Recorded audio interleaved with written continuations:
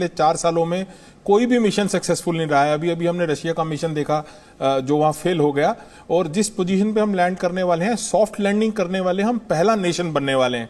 और इस वक्त पूरी दुनिया की कोऑपरेशन हमारे साथ है। अभी अभी हमारे मित्र वहां पे डीप स्पेस नेटवर्क की बात कर रहे थे। डीप स्पेस नेटवर्क हमारा नहीं है, वो यूएसए का डीप स्पेस नेटवर्क है, और यूएसए इसरो की बहुत मदद कर रहा है आर्टेमिस अकॉर्ड की वजह से। जी जी जी, बिल्कुल बिल्कुल बिल्कुल। और सबसे इंपॉर्टेंट बात है कि जब हम चांद को नहीं देख पा रहे होते, तब यूएस चांद को देख पा रहा होता है। जब हमारे एंटीना, रेडियो एंटीना उसकी लाइन ऑफ साइट में नहीं होते, तब यूएस के रेडियो एंटीना होते हैं।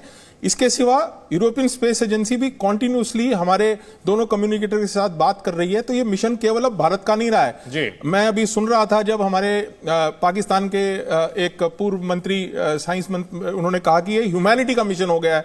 और ये सेंटिमेंट सिर्फ आप भारत में नहीं देख रहे हैं, इस वक्त ये पूरे दुनिया में सेंटिमेंट है, क्योंकि चांद का ये जो पर्टिकुलर पोर्शन है, ये बड़ा इंपॉर्टेंट पोर्शन है, और ये सॉफ्ट लैंडिंग बहुत कुछ खोलने वाली है।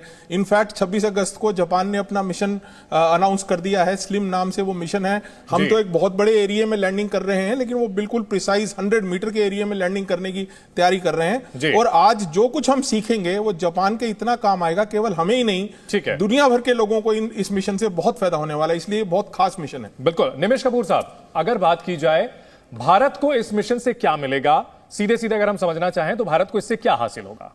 देखिए, भारत को ही नहीं बल्कि दुनिया को इस मिशन से बहुत कुछ मिलने वाला है।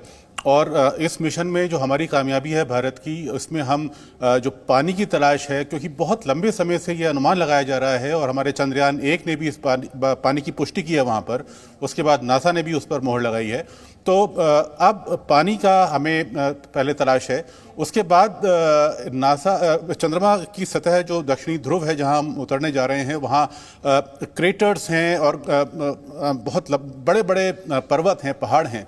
तो जो सतह चंद्रमा की हमें दिखाई देती है धरती से, वहाँ करीब 3 लाख क्रेटर्स हैं। तो इतने विशालकाय वो खड्ड हैं जो कई किलोमीटरों में जिनका चौड़ाई होती है। और ये जो अब जैसे आपने जो पूछा कि हमें क्या क्या हासिल होगा, तो पानी की तलाश है, हाइड्रोजन, ऑक्सीजन, और उसके अलावा बहुत सारे आयन हैं, मिनरल्स हैं, जो रेयर मेटल्स हैं। हम इलेक्ट्रॉनिक्स के सामान बना पाएंगे। और हीलियम का एक आइसोटोप वहाँ मौजूद है। मैं आपको बता दूं कि अगर 1 किलोग्राम हीलियम हम वहाँ से ले आते हैं, तो हमारे एटॉमिक पावर, जो नाभिकीय ऊर्जा या एटॉमिक से हम बिजली बनाते हैं, उससे हमारे आधे देश में साल भर बिजली की सप्लाई होती रहेगी। तो इतना वहाँ पर ये और या चीजें मौजूद हैं, यानी संभावनाएं अपार हैं।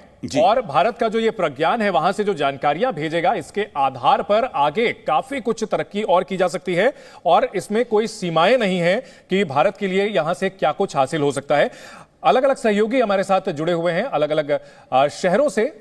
मुबस्सिर हमारे साथ हैं, जो कि निजामुद्दीन जी की औलिया की दरगाह पर हैं। मुबस्सिर, किस तरह की दुआओं का दौर है? हमने थोड़ी देर पहले आपकी तो दोस्तों, चंद्रयान 3 आज चांद पर तिरंगा लहरा देगा। तो ये वीडियो को आप लाइक करिए, चैनल को सब्सक्राइब करिए, और वीडियो को देखते रहिए। और भी वीडियो आपको ऐसी मिलती रहेगी हमारे चैनल पे, तो चैनल को सब्सक्राइब करिएगा।